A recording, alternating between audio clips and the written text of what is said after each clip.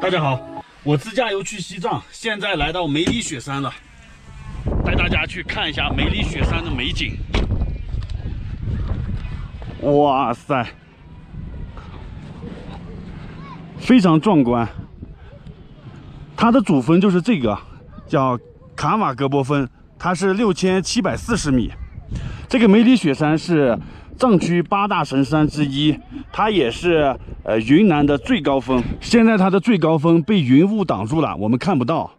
但是它周围呢，一共有8座这个雪山，旁边的这几个都能看到，还有那边，这8座大雪山共同组成了梅里雪山。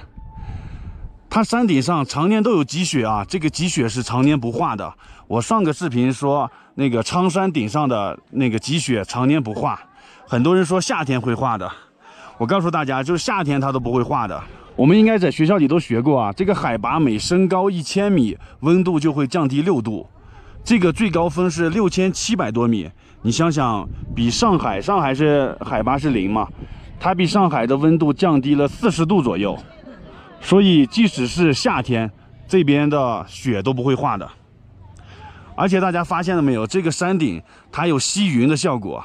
你看这个山峰上面都有云，你看其他地方是不是很少有云？对不对？它有吸云的效果。这种山峰呀，它就像害羞的少女一样，它不想让别人一睹它的芳容，所以它把这些云啊吸到它的上面去，就是挡住它的面容。所以我们如果能够看到它的全景，是非常幸运的事情。这么近距离就能观看到雪山的景点，这在世界上都是比较罕见的啊。那个雪山的山顶好像露出来一点了。雪山山脚下就是澜沧江，这个澜沧江会一直流到东南亚，流到东南亚叫做湄公河。这个江面距离那个最高点落差超过4000米，非常的壮观。高山峡谷，峡谷中的河流。那边还有那个村庄，还有各种盘旋在山腰间的路。哇塞，看看这个地质地貌，多壮观呐！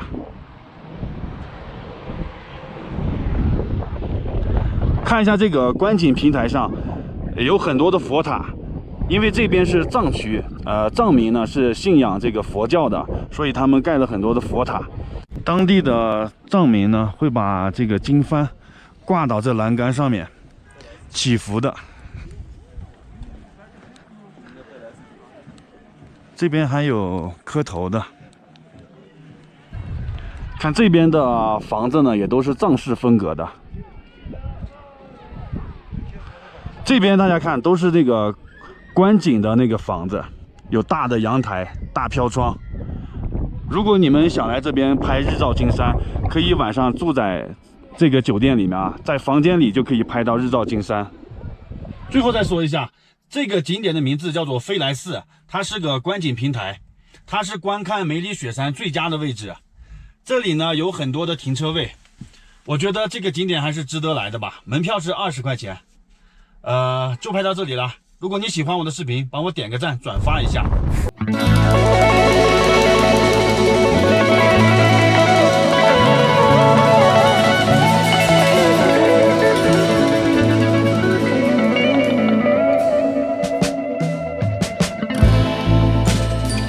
大家好，今天我从芒康出发，要到达卓贡或者是邦达，现在正在翻这个芒康出来的第一座山，忘了叫啥名字了。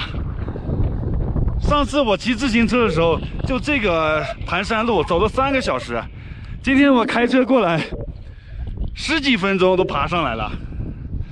大家看一下这条路，从那下面盘旋上来的。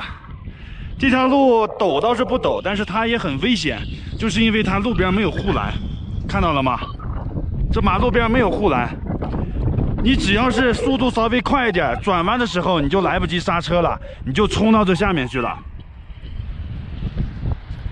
这里海拔已经接近4000了，这山上的温度好冷啊，风又大。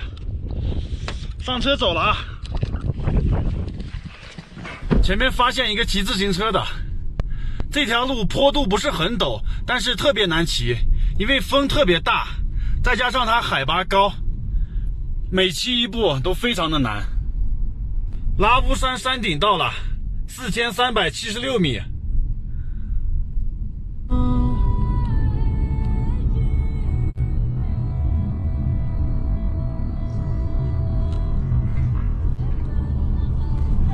这个地方正在修绝巴山隧道，据说今年年底就能开通了。修好以后就不用翻这个山了啊。但是川藏线又少了一个垭口，想骑川藏线的朋友抓紧时间吧，以后等这个隧道开通了，就少了一个乐趣了。前面就是澜沧江大峡谷，这个峡谷中有一个村子叫绝巴村。骑摩托车的和自驾游开车的经过这个村子肯定不会有任何印象，但是骑自行车的人对这个村子绝对是刻骨铭心的记忆，甚至比你登到山顶上的印象还深刻。原因我就不说了，骑过的人才知道。现在我要上山顶了，现在正在东达山的路上，马上就到山顶了。看看路上的大雪山，一路都是大雪山为伴，非常的美，这种感觉太棒了。这个车怎么了？放的三脚架。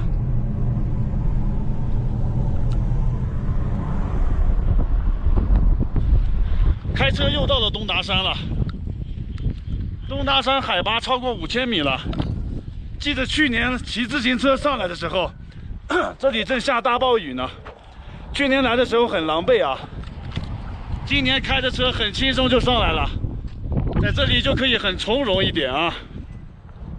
但是这次上来呢，就没有第一次上来时候那种激动的心情了。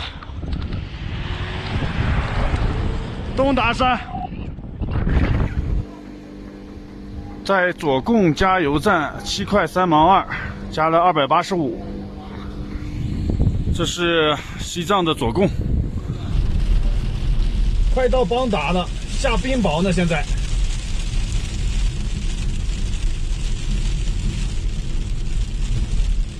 能听到这个声音吗？请慢一点。看山上都是雪呀，都是白茫茫一片。现在下雨下雪也不敢开快了，必须慢慢的开。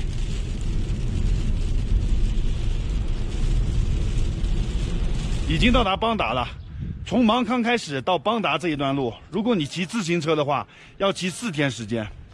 像我今天开车过来的，一下午都过来了。但是开车速度虽然快嘛，这一路上翻越了这么多大山，印象好像不是很深刻，就感觉这些大山也不过如此，是吧？但是如果你骑自行车呢，这个印象特别的深刻，你就会感觉这不愧是这个青藏高原。不愧是高海拔的地区，骑自行车的话，对这段路更有一种敬佩的感情啊。